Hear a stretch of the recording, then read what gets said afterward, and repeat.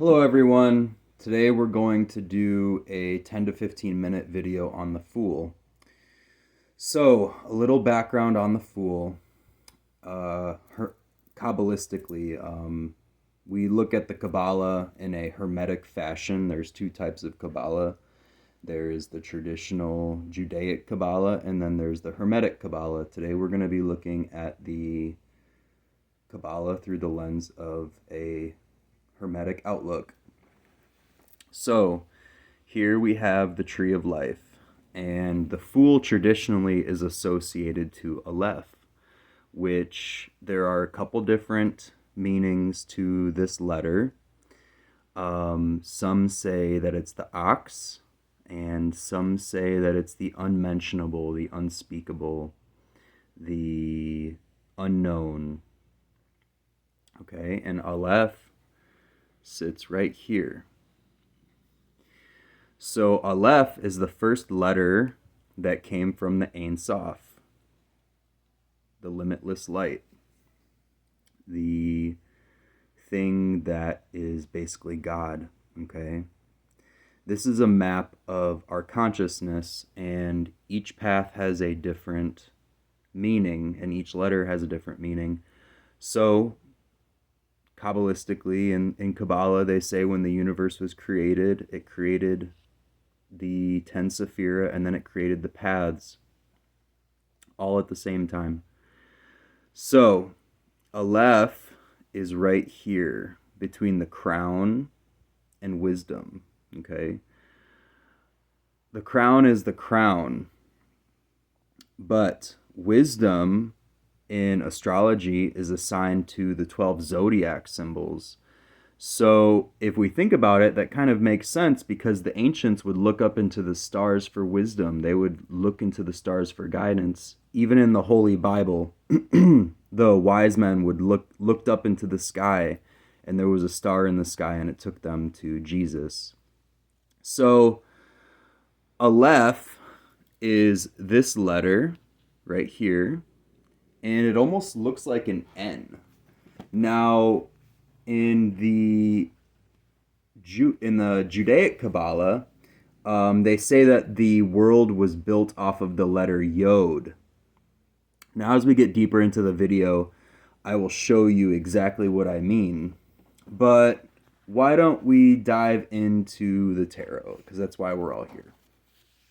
So the first card we're going to look at is the infamous A.E. Waite tarot card. So we're going to begin with the white rose. The white rose represents purified desire, okay?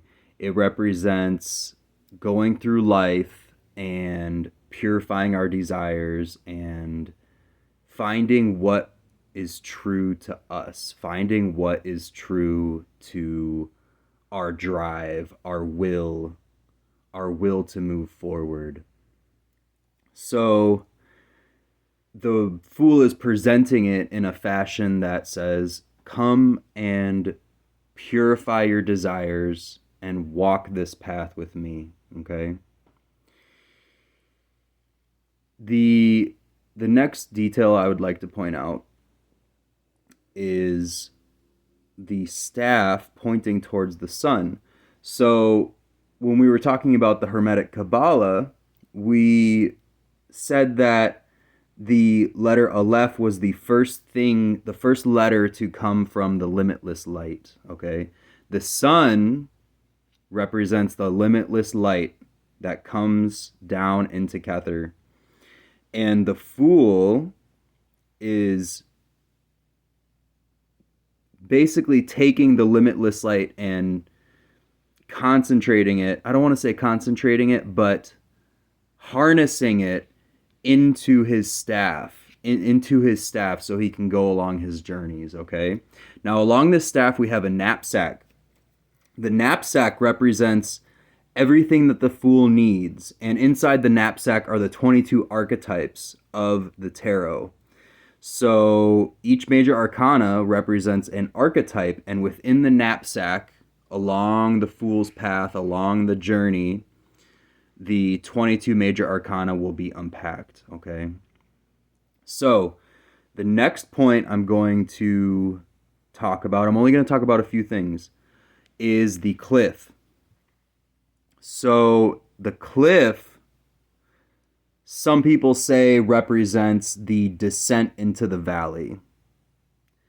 But another interpretation, my own personal interpretation, is that the cliff actually represents a never-ending cliff. Have you guys ever had a dream where you're trying to get to the edge of a cliff and see the other side, but the edge never comes? Or you just keep trying to get closer and closer to something, but it just keeps moving farther away? This is exactly what the Fool is doing. He's trying to reach the edge of the cliff, but it never comes. He is the power of 0. So in the tarot, each card has a number associated to it, and the Fool is associated to 0. So the edge is never going to come. It's never going to manifest because 0 has no edge to walk off of. It literally is everything, and it fits in between everything. So therefore, there's no edge for 0 to walk off of. Now, I'm going to talk about one more thing, and then we're going to move on. A fool is somebody who is constantly having fun, constantly enjoying life, constantly having a laugh. And a fool would be at the royal court. Now, the fool would also be a jester. So because the fool is associated with the powers of 0, and 0 could be considered God, or the closest thing we can think of as God in numerology, ask yourself, wouldn't something that's constantly being in the creative state, constantly fitting into everything, constantly making new things out of nothing, be ever so foolish and joyful? Okay. Just meditate on that for a minute. So the next card I'm going to bring up is the Bota deck. So what I'm going to do is we're going to deviate from the original symbolism. So first came the AE Weight deck, and then the Bota deck. So this is the Builders, the Addison deck. Now there's only a couple of things I'm going to point out here. Is the eye on the knapsack. It is the all-seeing eye. So because the Fool represents 0, it sees everything.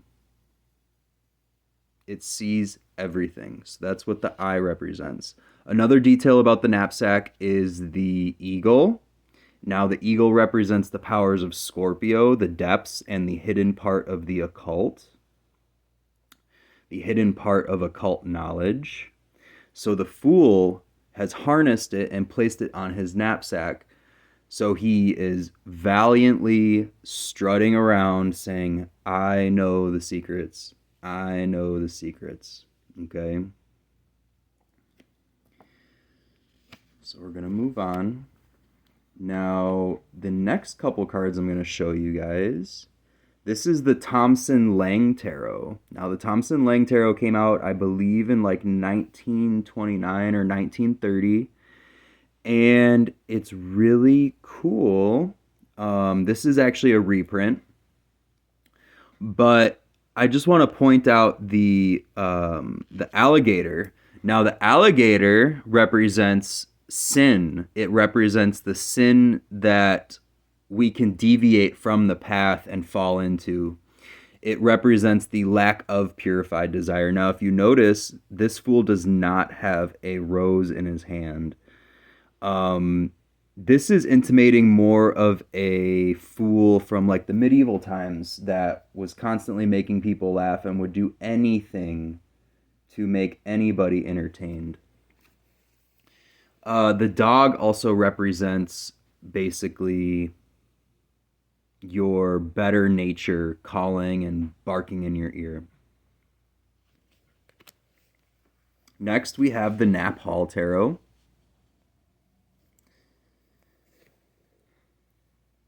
And here we have the Fool actually blindfolded. And what this is basically symbolizing and communicating is that the Fool blindly walks everywhere. The powers of zero are blindly working constantly, without a doubt. Of course, we have the dog and we have the alligator. The Nap Hall Tarot and the Thompson Lang Tarot are probably more focused on a traditional medieval tarot deck, while the A.E. Waite and the Paul Foster Case or Bota Tarot is more focused towards a modern day rendition. Okay, now we're going to look at the infamous Aleister Crowley deck. So Mr. Crowley, he deviated from the Fool quite a bit. He really wanted to make his own path in the occult. And what we have here is obviously a Fool that is foolish. I mean, he looks weird. He looks like he is out to have fun and play, and there's no doubt that this Fool has seen some devilish days, represented by the horn. So there's a couple things I do want to point out here. So when the limitless light came down into Kether, it started to reproduce itself. So here we have a big sun over the reproductive parts of the Fool, and this is signifying that the limitless light came down and started to reproduce itself into the zodiac. Here we have the zodiac on the other side. Now, when the limitless light came down from the sky, it started to create fruits. And the fruits of life, the patterns of life. Fruits are the reproductive part of the plant. Okay? So it created an ever-moving cycle in our dimension and time. So this Fool basically is the ever-creating Fool that we see in the A.E. Waite and the Paul Foster Case deck. What else I want to point out here, and I'm going to move on after that, is the dove of peace. There is peace in life. We are born and then we die and there's peace, okay? We always reach the powers of zero in the end, no matter what. There's way too much symbolism to unpack in this card, and then I'm going to show you one more card and we're going to be done for the night. So this card is the Hermetic Tarot by Godfrey Dawson, and Godfrey Dawson really deviated from the traditional tarot pack. And here we actually have the waters of life and consciousness depicted inside of the image. And here, Mr. Dawson actually disconnected the knapsack. So it's almost like the knapsack holds the seed of our universe, holds the seed of our existence and our archetypes. And he's allowing the flower to sit under the sun. So it's almost as if our desires come from the limitless light, which actually makes a lot of sense to me. When we align our will with divine will, we are actually pursuing our true path. So when we meditate and when we pray, we are aligning ourselves with divine will. We are looking into the seed of existence. We are looking into our mind. We are communicating with God or source or whatever you want to call it. So this is the Hermetic Tarot by Godfrey Dawson.